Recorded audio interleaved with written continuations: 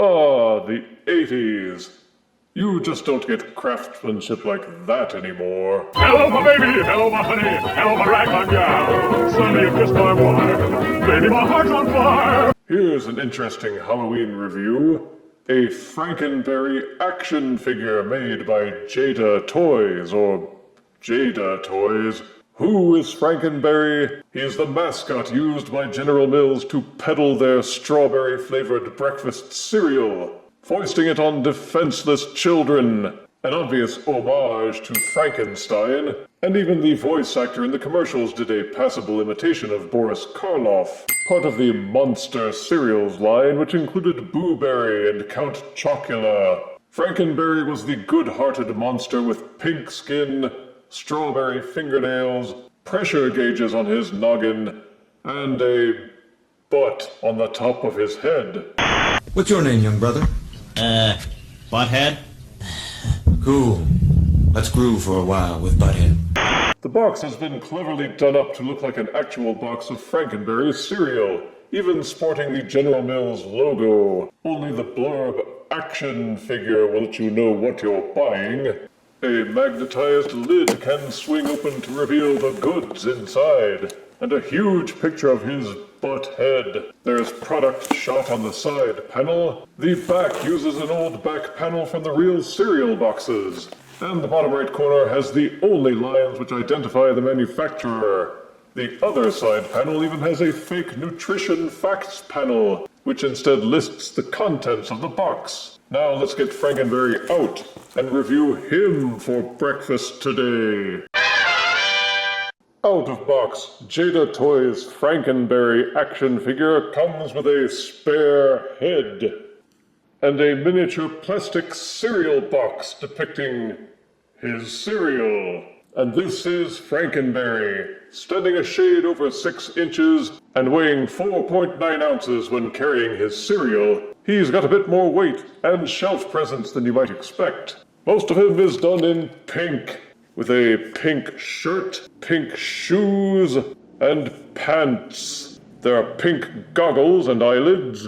The fingernails and gauges stuck on his head are a more proper strawberry red, but beyond that it's just black pupils, white eyes, and molded in silver chain suspenders. His skin is a lighter shade of pink, and everything seems cartoon accurate, which may not be that big a stretch because the Monster cereal's mascots were always simple cartoons. Modern sculpting technology has allowed manufacturers to accurately replicate these once impossibly exaggerated characters into actual 3D plastic, and look good from most angles. There's no denying this is Franken-Berry, as most of us remember him. Tall, lumbering, with an oval upper body, spindly arms and legs, and a huge head. It's definitely a specialty item for specialty collectors. Everyone else will scratch their heads and say, why in the world would anyone want an action figure based on a cereal mascot? And that, dear friends, is something only you can decide. But for those to whom this appeals, there is a lot to appreciate simply by reason of an accurate representation. The left hand is palm open, while the right hand has semi-clenched fingers, which are open just wide enough that you can squeeze in the cereal box accessory and have Franken-Berry offer it to you. And you can rip off his head, which is on a ball socket, and replace it with the alternative wide-eyed open-mouthed head. You need to be careful swapping out the heads, because the ball socket plug is buried deep inside each head, and the ball socket itself is mounted on a thin rod. Press too hard, and you may find yourself snapping poor Frankie's neck. He's only got one tooth, but that's probably because he spends so much time eating sweetened cereal. This part of the figure could have been better contrived to remove the constant worry of breakage. But the heads and the rods seem solid enough, and I haven't experienced any breakage myself, at least not yet. One thing that I have found is that the ball socket joints which hold the legs and hips together hold only very weakly and will pop out, even when doing things like swapping the heads when you apply leverage.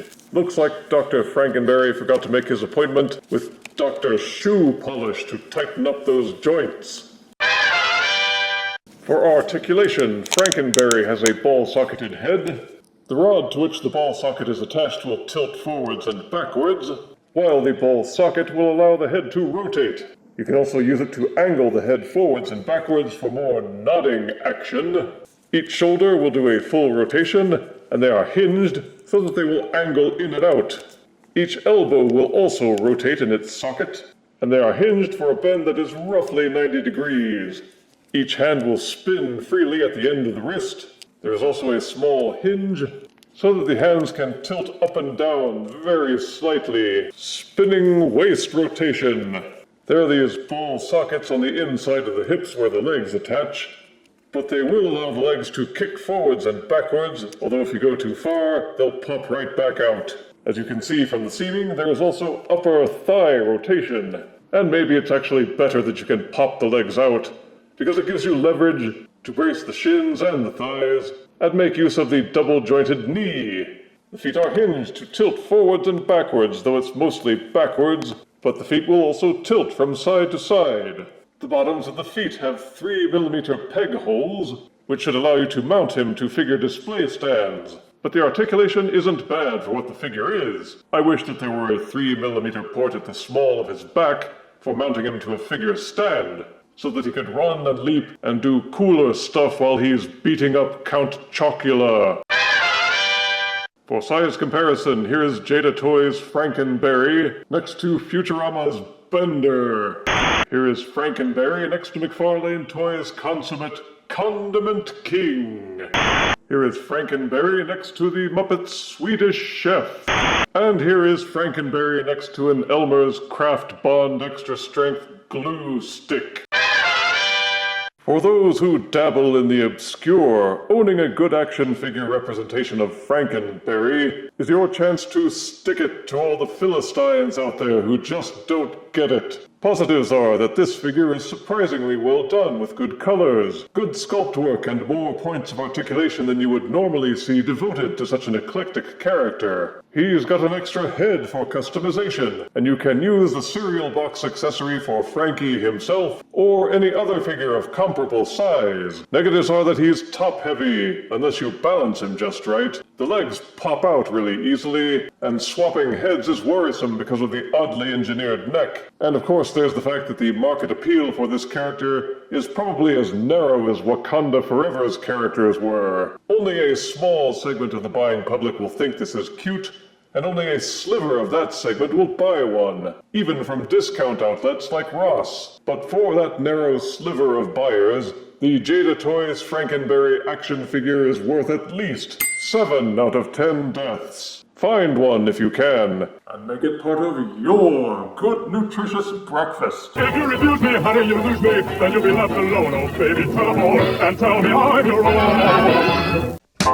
own.